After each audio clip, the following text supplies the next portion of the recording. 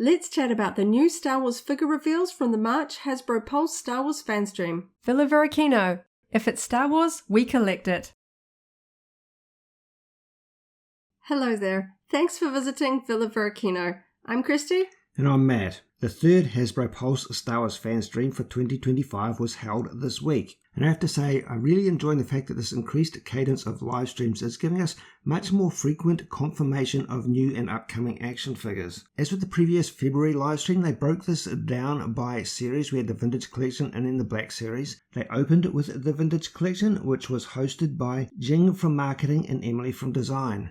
The first figure revealed was an update harking right back to the very start of the Vintage Collection. VC001A Dengar comes with his DLT-19 Heavy Blaster, a DL-44 Blaster Pistol, a removable supply backpack, and he comes on a new card with new card art. This figure is effectively a reissue, but he does feature new paint applications on his face. This is a figure where that will really stand out with the scars on his face. As this is a refresh rather than a new figure, it features the older style of articulation, but of course Hasbro has made some really great improvements with the face paint in particular, so even if you have the older one, this one will probably still be fun to pick up, because often when you put those old and new paint apps side by side, you do really notice the difference, and of course these reissues are fantastic for fans that don't have the original. Those older original series ones are quite hard to find these days. Yeah, I have to say, even though we're very comprehensive when it comes to this 3.75 inch scale overall, I don't think we actually have VC001.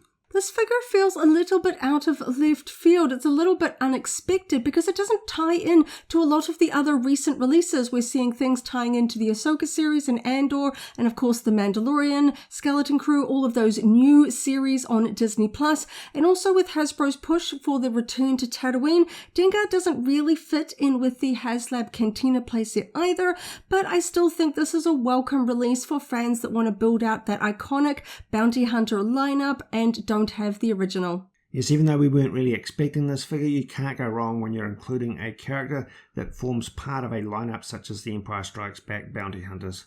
So, moving back to the Return to Tatooine theme, the next item was one that was talked about briefly in the last fan stream, where they showed a product photo but not a product itself. We now have a full look at the Vintage Collection and Landspeeder with all of its features and the accompanying deluxe Luke Skywalker action figure. Now, I've always personally loved the Landspeeder in the 3.75 inch scale. It was actually the very first vehicle that I got back in the original Kenner line in 1978. We've had a few releases since then, and when this was first pipeline, I wasn't sure how different it would actually be, but we went over some of the details, highlighting the differences, and just looking at it, I can see some of the upgrades in terms of the sculpting and overall painting. Key items are that it has translucent pop-out wheels to simulate that floating ride effect that we saw in the original vintage Landspeeder. This is a new feature that is activated via a lever in the middle of the console between the two seats. And also new for the sculpt is additional leg space behind the seats for C-3PO so that he can sit appropriately and recreate those scenes from the movie. In another throwback to the original vintage Kenner version, the front hood can open up, and there is some really neat engine interior in here with the modern inkjet interior printing to really highlight all of the fantastic sculpted detail. Yes, that's something we don't see in the movie, but it is a fun feature. They went over the packaging in detail as well. We see two distinct sides to this packaging. One side has a recreation of that vintage box style artwork with the Sand Trooper stopping the Landspeeder with Luke, Ben, 3PO and R2-D2 on board with that classic red to orange gradient in the background. While on the back of the box, we have completely new art here with the Landspeeder with Luke, Ben, C-3PO, R2-D2, a lot of Sand Troopers and Stormtroopers in a really fun Mos Eisley scene here. It really gets me excited for the full display options when we get our hands on the HasLab Mos Eisley Cantina, just seeing some of these really cool scenes, and the Landspeeder is going to go so well with that. This is a must-have if you have that Mos Eisley Cantina playset on order. Yeah, that artwork on the rear of the box is kind of crazy and would look fantastic in person. Look at the number of stormtroopers that they've used to army build that scene. Now moving on to the included deluxe Luke Skywalker figure, VC344A. This is an updated version of the recently released VC344 figure. He includes a lot more in terms of accessories and some additional paint apps. In particular, he includes a soft goods poncho and a soft goods tunic skirt to facilitate his sitting down in the Landspeeder.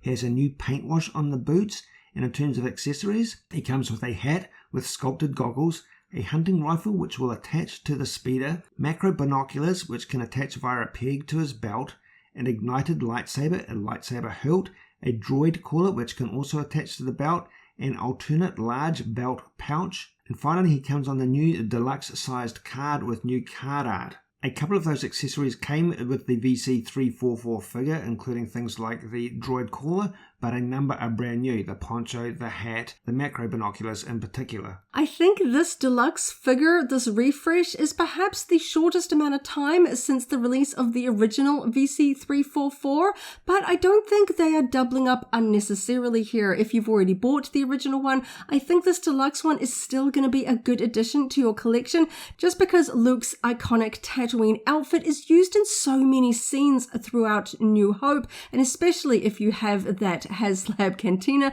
pre-ordered as well, you're going to want one for the Cantina and one to go with the Landspeeder. There are just so many options here, and of course when you dress them all up with his poncho and accessories, he's going to look like a completely different figure. So personally for me, I'm very excited to have both in our collection.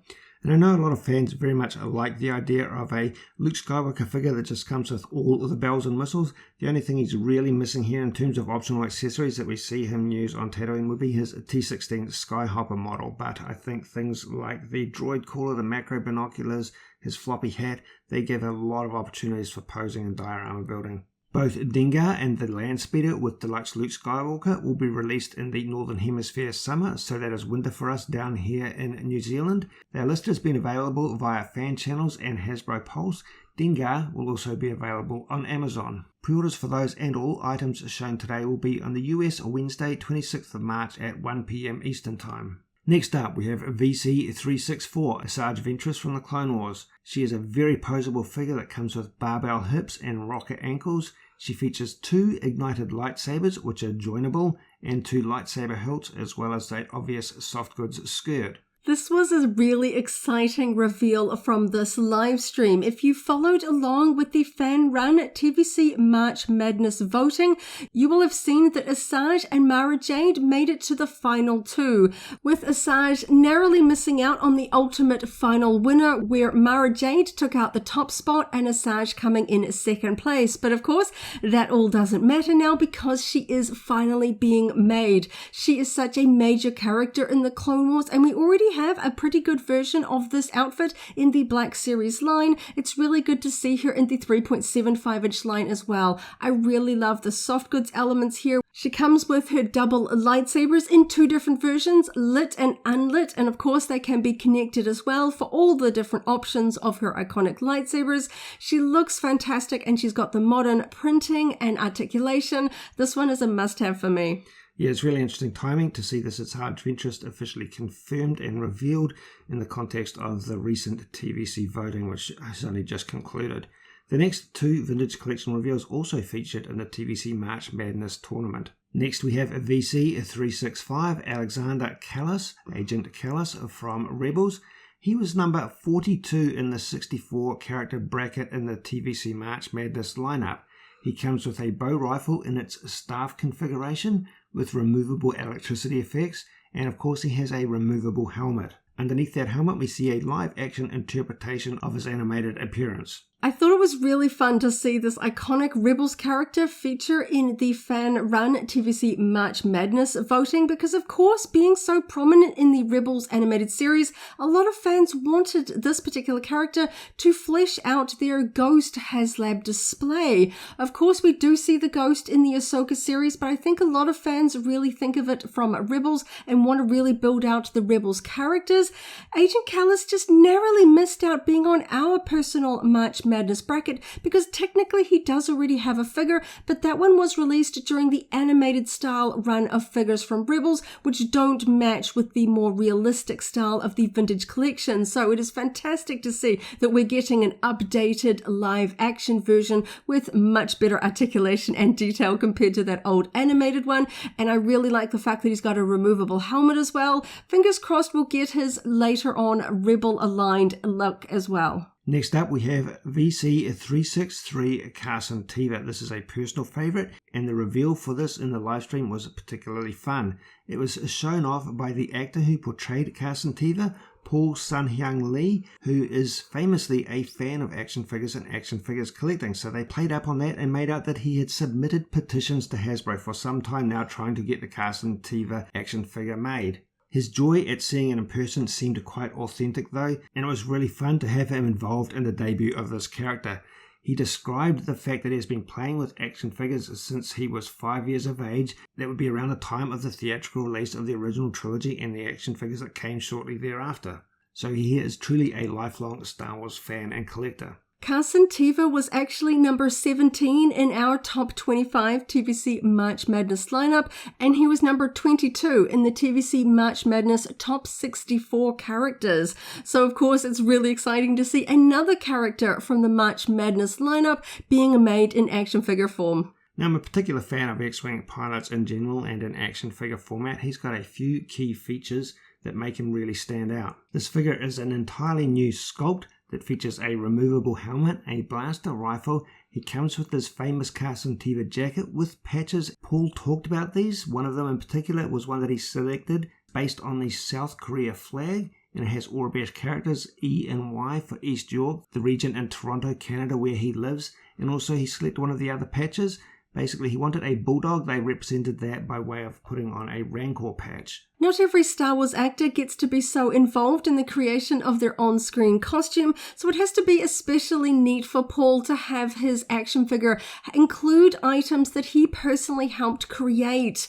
Because of course, he doesn't always wear his iconic leather jacket. The backing card art actually doesn't include his jacket. He is pictured in the cockpit, so he doesn't wear his jacket in the card art, but the figure does. So it's really got to be so special for him to have not just his first action figure from his appearance in Star Wars, but to have those personal elements included as well. So Asajj Ventress, Agent Kallus, and Carson Teva will all be released in the Northern Hemisphere summer. Again, that's the Southern Hemisphere winter for us. They will be Fan Channel, Hasbro Pulse, and Amazon releases, with pre-orders showing up tomorrow, 26th of March at 1 p.m. Eastern Time. Moving on to the Black Series segment, which was hosted by Tom, the sculpting manager, and Brandon from marketing. We had 3 reveals here, and for each of them they had additional figures on hand from their respective lines in order to build small scenes to display them and show them off, and to show comparisons in terms of height and scale. First up in the Ahsoka packaging, number 17 in that line, is the Peridea Night Trooper. He comes with a single accessory, a blaster rifle, but he is a highly detailed figure with some very interesting features.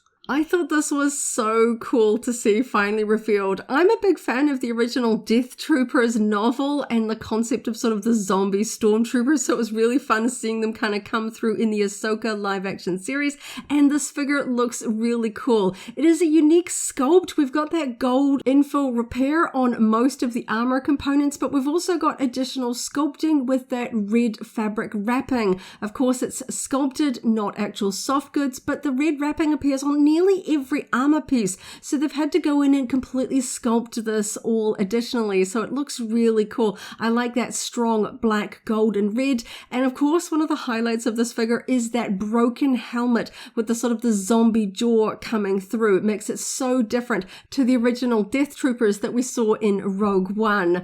I love the pose that they actually put this one on display in. It looks very, very zombie-like. This one is going to be so much fun. Of course, you can army build these ones to a certain extent. The wrapping and the helmet detail is going to be identical, but something about the troopers in the Ahsoka series I just want multiples of. Also from the Ahsoka lineup, a very fun character and sculpt here, Ezra Bridger in his Peridea appearance, number 18 from the Ahsoka line. He comes with a single lightsaber with removable blade. Again, we see some very fantastic sculpting and detail on this toy. I have to say, after the screening and full release of all of the episodes of the Ahsoka live-action series, the Peridea Ezra was one of the most talked about in terms of wish lists for figures from this, in both 3.75 and Black Series lineup, so it's fantastic that we're finally getting Ezra in this iconic look from the end of the Ahsoka live-action series. We've already got quite a few characters from the Ahsoka live action series, so he is a great one for really filling out all of those great displays.